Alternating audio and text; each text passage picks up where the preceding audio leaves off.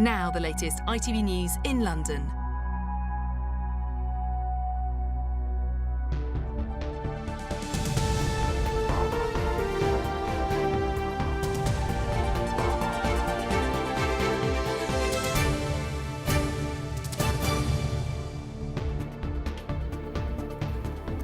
Tonight, the Prime Minister tries to prevent our teenagers being killed by London's knife crime epidemic. After the summit, the rows and the frustration. We were segregated into small groups. My groups was communities. I didn't see Theresa May. We've been out on the knife crime front line with the activist and the A-lister, taking it on one knife at a time. Also ahead, the Islington jeweller making Hollywood shine. And welcome to Greenwich, one of my favourite views of London, but find out why this royal park is a victim of its own success. Hello, good evening. I'm Suzanne Virdee. The capital's knife crime crisis reached number 10 today, with the Prime Minister holding a 3-hour summit to discuss how to stop the violence in London.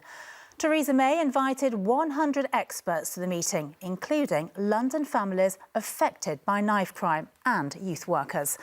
Some of those invited to Downing Street, though, told us they were snubbed and didn't get a chance to put their thoughts to the Prime Minister. Our political correspondent, Simon Harris, reports.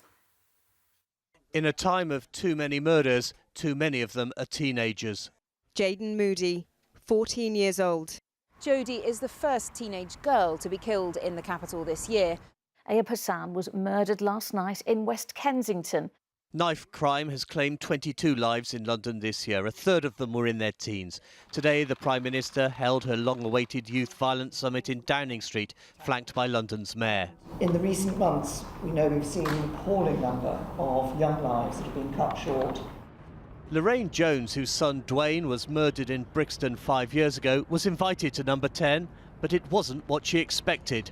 Once we got in there, we were segregated into small groups. My groups was communities. I didn't see Theresa May. And they were asking for ideas. I was shocked. The government's big idea is to make doctors, nurses and teachers responsible for spotting the warning signs among pupils and patients. Mark Prince has campaigned against knife crime since his 15-year-old son was stabbed to death outside a school in North London in 2006. He says he's been making the case for the so-called public health approach for years. A long time I said this is an epidemic, this is a disease, and you need to treat a disease from the root causes. So it's really sad in 2019, people that we put in charge to tackle these issues have just caught on. That was echoed in Parliament. The government committed last October to a public health approach to serious violence, but has taken until today to hold a meeting about it. When will the public health approach be implemented in full, and when will the killing stop? It is a misrepresentation of the government's position that we have just embarked on a journey of underpinning our strategy through a public health approach. What we've announced today is the launch of a consultation on a statutory duty to cooperate. The Mayor said it was too early to judge the value of Mrs May's summit. The key thing is what's going to happen next, what follow-throughs they're going to be. What I'd like to see is for her to every week chair a meeting of all the key people, knock heads together and demand action. If there isn't action, ask why. If there's a need for resources, give those resources. Not in autumn, not next year, now. Tonight, Lorraine Jones said Downing Street had called to apologise and to promise her a fresh meeting. Simon Harris, ITV News. Well, one person who's been waging his own war against knife crime is Farron Paul. He was attacked twice in his teens and stabbed 9 times. Now, Farron puts on a stab-proof vest and goes out on the streets to get young people to give him their knives in exchange for sports clothing vouchers. His unusual approach has won the support of fellow Londoner and A-list actor Idris Elba. Ria Chatterjee joined them last night on the streets of Enfield. Where's he come from? Who is he? It's gone midnight. What? As Farron Paul bags up one knife. He's got a knife. Who is this guy, bro? Who is that? Someone else comes to drop off. You got a voucher? Yeah. I'm sure. One voucher? Yeah. Note Farron's hands. They're gloved. He collects weapons from people and gives them sports vouchers in return. This is his amnesty. Why are you deciding to drop this off? Well, I don't want to use it, though. You know, I don't want to use it, so... This even, what is this? What kind of knife is this? You want the truth? What, shall I tell you, lot? It's just a knife, and it's a local knife. It's the knife that everyone in the block, they would use it if they need it. That's it. Okay, wait, oh, you got knives on the strip like that, and if someone needs it, something happens, you just grab it and that's it. So it's kept in a certain place? Yeah, basically. This isn't an easy task. There's risk involved, and the emotional stakes are high. Farron himself has been stabbed multiple times. I want to stop all the killings and all the senseless murders. Do you know where these weapons have been, if they've been used, anything about them at all? No, I try not to get involved with that because then I think it would become more political and emotional for me. So I just try to stay tunnel vision to taking a knife away. And then to me, that's the biggest result, because it's a knife in someone's hand, they can't use it. Here, what was gathered in just a few hours. Idris, what do you make of what you've just seen? I mean, it's crazy, isn't it? I mean, but it's the reality. You know what I mean? Yes, it is Idris Elba, on a quiet street here in Enfield, because he wants to support Farron's work. The government have got their knife crime summit tomorrow. Do you think that's going to help in any way? Are they doing the right thing at the moment? I mean, I think anything that rings the alarm, you know what I mean, what Faz is doing, if there's a summit tomorrow and then people are, you know, taking this more seriously. Look, I came from Canning Town, I came from Hackney, you know, I turned at 16 and decided to be a drama, to go to acting, but I could have gone a very different route. What kind of route do you reckon you could have gone? I mean, you know, when you don't have, like, you know, if you're sitting in an area which doesn't have that much incentive to be a movie star, do you know what I'm saying? Where else do you go? You know what I mean? I turned to music, I turned to entertainment. People I know didn't. I want you to have that. That's for your transition, bro. Understand? It's hard to get a sense of people's motivations. Is this handover a moment of personal change or a mere transaction? Don't want to get arrested no more. Get me? Just try to change, you know. Have you used the knife? I don't even want to talk about that, innit? I just want to hand it in and then just hope, yeah, that I don't need another one, innit? That's it. What do you mean, hope that you don't use another one? Because it's not safe out here, innit? So, because I've given my one away now, get me someone who's theirs might get me, innit? That's it, innit? I've been quite chasing this guy for a little while, but this knife's really crazy. This, another drop-off. A lot of people contact Farron on Instagram. People might just drop off any old knife now. They've got no intention of using, they've just got it from their drawer because they just want money. But Ria, that's the thing though. That knife in the house that's sitting there, he might not use it.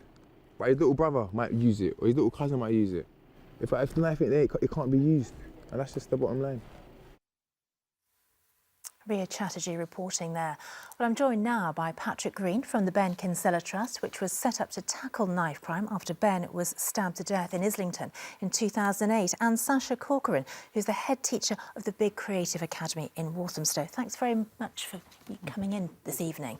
First of all, Patrick, if I can come to you. Of course, we remember that dreadful event when Ben was stabbed. We'll talk about that in just a moment. But you were at the Prime Minister's Summit today. What did you make of it?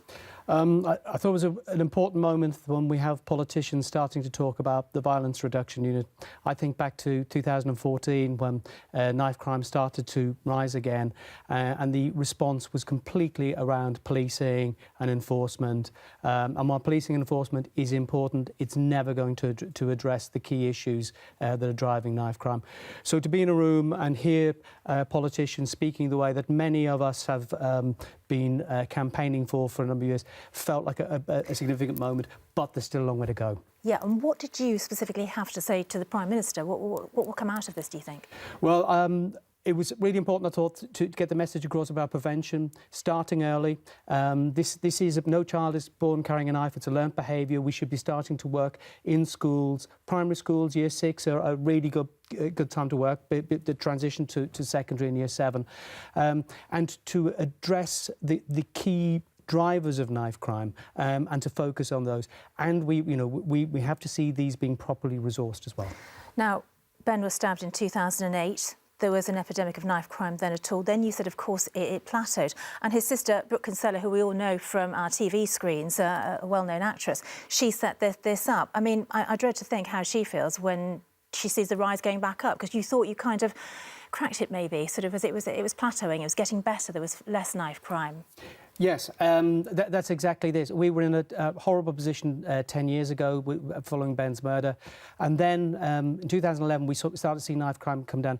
And I think that the lesson that we've got to learn from this is you cannot start to withdraw resources. You cannot, we were doing...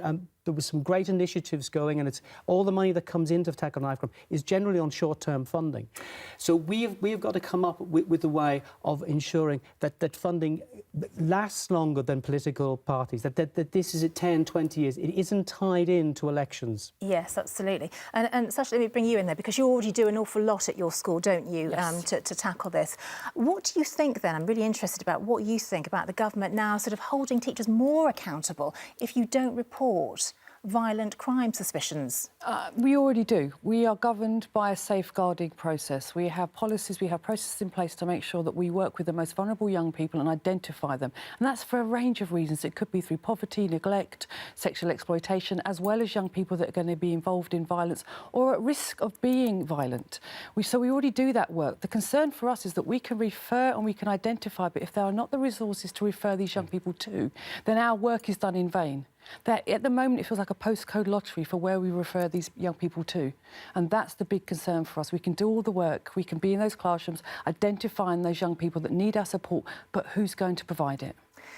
And you actually go out as well on the streets, don't you? You put yourself on the front line to try to stop young people carrying knives. What are you seeing in schools? Are children attempting to bring knives into school? I'm really pleased to say that we do initiatives such as knife arches and bag searches, and I'm very proud to say in the 5 years I've been principal, we've never found a knife. But I think it's because we're proactive. We have such an open dialogue with these young people, and we're not afraid to have those tough conversations. Going out on the street is about seeing where my young people are going after school. What's their route home? Are they safe? How can I give them advice about safe practices when they're out and about? My job as a principal doesn't stop at the front door. It's about a wider community role. And Waltham Forest, where our school is based, is incredibly proactive as well as a borough, and we work together to make sure it's a safe environment for all young people. Well, let's hope we can see a decline in this terrible epidemic we've got at the moment. Thank you both, Patrick and Sasha, for coming in this evening. You're watching the ITV News in London. Lovely to have your company this Monday evening. Still to come, we meet the dad who organised possibly the best 21st birthday present ever. Plus, the man who makes jewels just for the movies. And it's one of the best views in London. But why does Greenwich Park need a makeover? But first, you may remember the terrible attack on a 70-year-old man by a cyclist, which left him with a fractured elbow. It happened last November in King's Cross. Well, today, the Metropolitan Police have made a new appeal for help to find the cyclist thought to be responsible. Our reporter, Katie Barnfield, is at the scene of the assault for us now. So, Katie, this was a brutal attack, wasn't it? Well, yes, Suzanne, that's certainly what the police are saying about it anyway. So what happened is the 70-year-old man was in this pub here behind me. He was watching the rugby on a Saturday afternoon. He left about 5 o'clock, and as he came out here to the road, the cyclist came past him, as you say, without any lights on, and almost hit him. Apparently, the man then made a throwaway comment about this. The cyclist then stopped his bike, turned around and came back, pushed the man onto the pavement and broke his elbow. Now, the police have been trying to find this cyclist for around 4 months now, and so far they haven't got anywhere at all. So they've now put out an e-fit, hoping that someone might recognise him and come forward. They say the man that they're looking for is quite tall. He's about 6 foot and he's medium build. Now, Detective Constable Rob Griffiths, who's investigating this, has called it an unnecessary and violent attack. He said the man was actually quite badly hurt. He needed surgery in hospital and he's now had to have permanent plates put into his arm. The police are looking to speak to anybody who was in this area on the 10th of November last year, anyone who saw what happened, and indeed anyone who might recognise the man in that e-fit. OK, Katie, thanks very much indeed. Football and Queen's Park Rangers have sacked their manager Steve McLaren. It's after they were beaten 2-1 by Bolton at home on Saturday. QPR have won just 3 matches this year and are 17th in the Championship table. McLaren had only been in charge at Loftus Road for 11 months. His assistant, John Eustace, will take over until a new permanent manager is appointed. And if you need to spend a penny at 2 of London's biggest railway stations, you can now do it for free. From today, there are no charges to use the toilets at King's Cross and Liverpool Street stations. Over the last 3 years, Network Rail has scrapped toilet charges at 10 of the capital's biggest stations. Now to an Islington jeweller who's an unlikely and prolific movie star. Well, his work is anyway. Stephen Einhorn makes masterpieces, or at least they need to look like masterpieces, for actors starring in blockbuster hits. His most recent effort can be seen hanging on Danny DeVito's neck in the new Dumbo movie. Sam Holder went to see him at work. They're some of the biggest names in Hollywood, and they've all got something in common. The jade necklace in Tomb Raider, engraved pendant in The Huntsman Winter War, and gold ring in Dark Shadows, all created by jeweller Stephen Einhorn, a business he made his debut in by chance. A customer of ours who was working on Dark Shadows, Tim Burton's film, was making a ring for Johnny Depp, and they couldn't produce a piece that was beautiful enough for the film. So I had to design it and make it in about 2 to 3 weeks. You might think that as props, his film creations would be more costume than quality, but most feature real gems, costing thousands of pounds. You know, if you're making something that's supposed to be a really precious item and it's maybe made in a cheaper material with different techniques, it will look different, it will look cheap. And when you can imagine these things are huge on the screen. His most recent film is Disney's latest, Dumbo. This is the necklace that Nico Parker wears in the film, but as you can see, it's not made to look pristine. They want them to look real and in place in the film. So this was for Danny DeVito. It's hollow, so it's relatively light for its size, so that it wears well in the film. For each object, Stephen makes 3 versions in case they're damaged on set. So this is arguably the most famous piece you've ever made. It was for Snow White and the Huntsman. Can you tell me, it's pretty heavy, can you tell me about how this ended up being made? So this was for Charlize Theron. The costume designer came to me. She said, here's a box of beetles that I'd Real beetles? Real beetles that I'd like you to base this collar on. And the blockbuster offers keep reeling in. The next is a secret film coming out this summer. Not bad for a self-taught jeweller without any formal training. Sam Holder, ITV News. Pretty special, aren't they? Now, do you remember what your dad got you for your 21st birthday? Well, for this Bromley gymnastics teacher, her big day started like this. You reading the clue? You want me to get up now? You got to get up now. You got to follow the clues. Are you joking? No, seriously. I'm wedging your door open. Let's get up. Let's go. Come on. Treasure hunt. Let's go. Let's go. Let's get on this. Come on. I didn't go to bed till I'd gone to... Well, that's not my problem. Let's go. But it didn't end there, of course. Over the next 48 hours, Harriet Alkindor followed clues posted by her father on Facebook, taking her from Paris to Barcelona and then back to central London. Well, I'm really pleased to say that Harriet and her dad, Mark, has joined me now. So welcome, both of you. Dad, first of all, I've got to come to you first. How on earth did you think of this one up? I've got to give some credit to my sister. My sister said, Harriet's adventurous. Let's do something adventurous for her. And she said, let's do a treasure hunt. I said, great idea. Let's send her abroad. So that's where it went. And Harriet, you didn't like getting up too early, did you? I didn't go to bed till too late that night, so I wasn't very impressed, but I can't really complain now, so... No! So what did you make of it all? I was curious, so I played along, but I just didn't expect it, like, completely blindsided. But your best friends met you along the way, so you were in London, you got yourself to Paris. Yeah. What happened then? So we spent the day in Paris. After that, I could do whatever I wanted. And then the next day, my best friend was like, you're going that way, I'm going this way. And then I met my other best friend in Barcelona, so it was just So you had no idea that you were going to Barcelona. It's good job you knew where your passport was, wasn't it, really? No, I didn't. Oh, you didn't? No. So how did... My friend had it. He gave it to my friend. You're so organised, Dad, aren't you? Well, not normally. Yeah, not normally, really. So it didn't end there, though, because after you'd been to Paris and then you'd been to Barcelona, all the glamour of that, you thought you were going to get back here, probably put your feet up. But no, you got back here to another kind of party, didn't you? So what did Dad organise for you? So originally we were supposed to be just having a meal with a small family, so I was expecting to go out, and then everyone was there, like, just everyone. People from different countries, like family, friends, everything, so I was just very shocked. But didn't he buy you a dress as well? Yeah, dress, got my hair and makeup done. But I think the icing on the cake for Dad, Harriet... did you choose the dress? Can I just ask that? No, I heard from my sister that Harriet wanted this particular dress, so we ordered it online. You are a top dad. You were going to say, you were going to carry on there to tell us about that? Yeah, I'd been collecting Harriet's shoes since she was about 4 or 5 years old. So in the venue where we had the party, I littered it with her shoes and her first tutu and things like that. So that really hit home for Harriet. So that made me happy. Lots of special memories there. I've got to ask you though, Harriet, how are you going to repay Dad back? Maybe I'll do the dishwasher more often. We'll decide, yeah. And very quickly then, Dad, how on earth are you going to ever top this again? I'm not. Harriet's going travelling in July. So we'll see from there. So. Can't wait to hear what the next birthday holds. Thanks both very much indeed for coming in. Thanks very much indeed. Well, the ITV News continues with the national and international stories at 6:30. Here's a look at what's happening with Mary Nightingale. Coming up, Labour abandon their opposition to freedom of movement as MPs move towards a soft Brexit.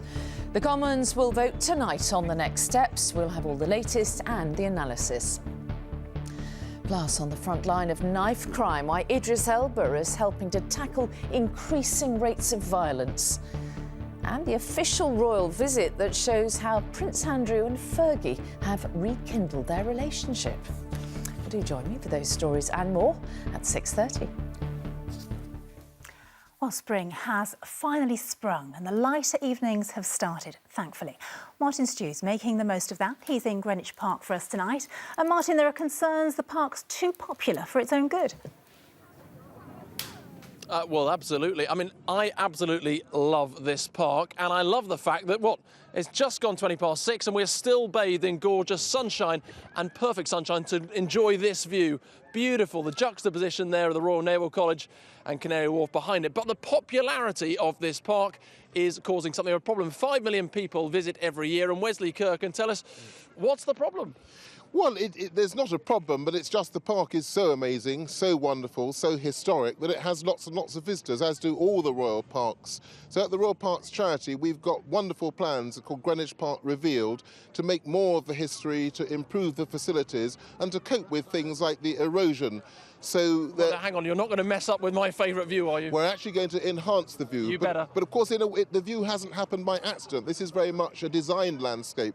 There were plans from the 1660s whereby you've got quadruple avenues of trees. Some of the trees have become diseased.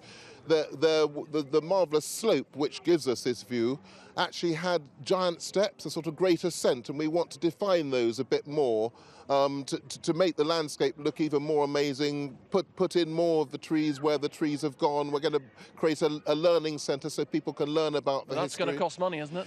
Yes, and that's where the wonderful National Lottery comes in. So the National Lottery Heritage Fund and the National Lottery Community Fund have already given us a small grant, and we're working towards a multi-million-pound package, which we're also going to fundraise as a charity to bring this all to fruition. But it's all to make this park, this wonderful royal park, more beautiful for more people, so more people understand the history. The history is astonishing. Below us, Henry VIII was born, Elizabeth I was born. And we're going to have to stop there. There's so much. Wesley could talk forever. I've met him before. He loves a bit of history, and it is a great view. If you've not been down here, you've got to come and check it out. Unfortunately, though, tomorrow's not the weather for doing it.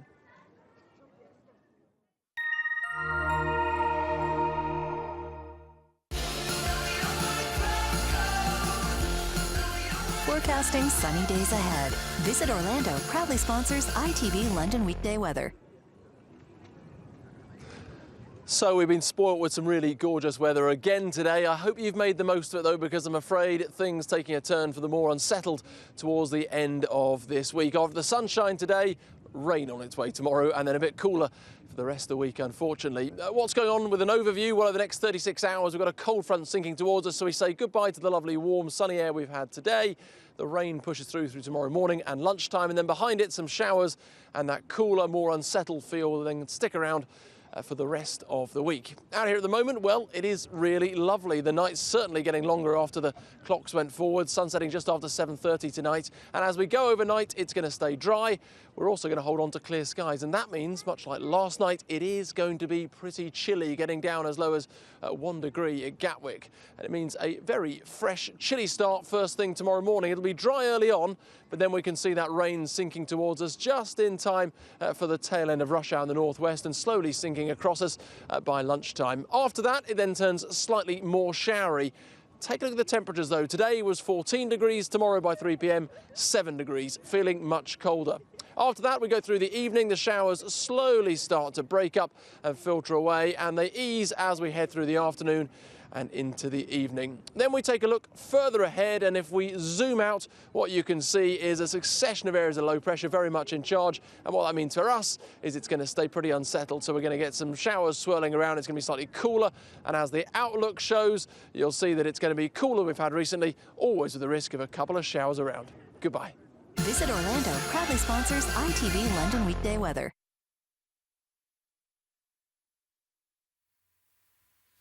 Thanks, Martin. Well, finally tonight, the People's Projects is back. Over the next 2 weeks, you will have the chance to help decide where up to £150,000 of National Lottery funding is spent. Each night this week, we'll be showcasing a project that hopes to improve the lives of people in their community. The People's Projects is a partnership between ITV and the National Lottery Community Fund. And we start tonight with Ageless Teenager. We'll give details of how to vote after this report from James Dunham.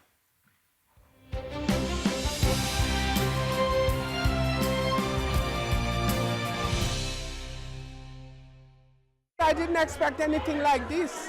When I walked in the room, I said, wow. You can understand why Bernadette was taken aback when you see this. This group is called the Ageless Teenagers, which makes total sense. Every month they meet in Ilford to not only show off their dance moves, but to have a chat. Walthamstow is not far from here, or it is far. This is a coconut brush where you shine four away. And to learn about each other's heritage. When you come out like this, it's like the day being split up. You know, the day looks shorter to you. I'm 81 years old. I'm living with my son. I lost my wife. So I come here to meet other people. It's a lovely atmosphere. They're a very nice crowd. The older people used to say, make do with what you have. Yeah, always be happy with what you have. There's no age limit on this group, and that works both ways. Actual teenagers are welcome here. It's really good for us to know the kind of community we're in, what kind of culture and what happened in the past. They give us a lot of advice, especially looking at London right now, about the stabbings and the violence. They're telling us to stay away from it. Looking around, you'll see why this group has grown in popularity, so much so that it's reached its limits. Funding would mean more events, the creation of a vegetable garden, and a continued focus on bringing all ages of this community together. We want to bridge that gap. The future is these youngsters. So by them interacting with our ageless teenagers, it's really, really simple. They will get the benefit of their knowledge, their skill, and also their experience. And I'm keeping my fingers crossed that something really, really good happens from that.